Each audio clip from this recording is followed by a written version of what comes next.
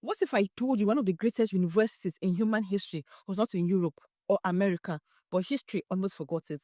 University of Sankore, popularly known as University of Timbuktu, was a world-class medieval university, and it has been in existence 500 to 600 before Oxford or Harvard.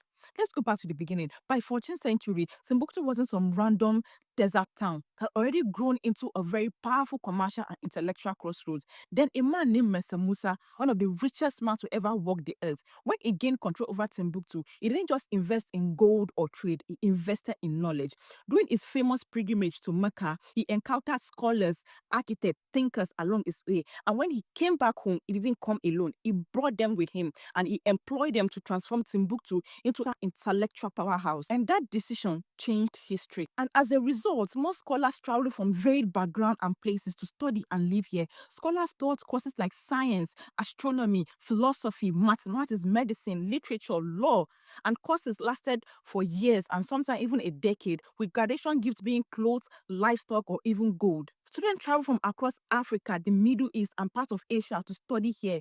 And at its peak, the University of Timbuktu was believed to host 25,000 students, with learning mostly happening in courtyard, libraries, homes, teacher to students, mind to mind. Families will trade their most prized possession for a single manuscript from University of Timbuktu's library, which was the biggest library in the whole world at the time.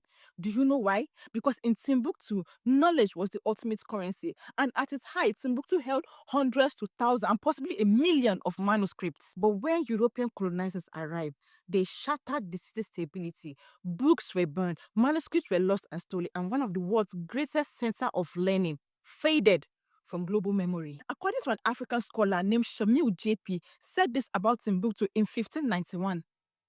Timbuktu is a respiratory history, a living archive which anyone with a concern for African history should be acquainted with. He was right because Timbuktu was never truly erased. The legacy lives on in salvaged manuscripts, in surviving libraries, in undeniable truths that Africa has always been a producer of knowledge.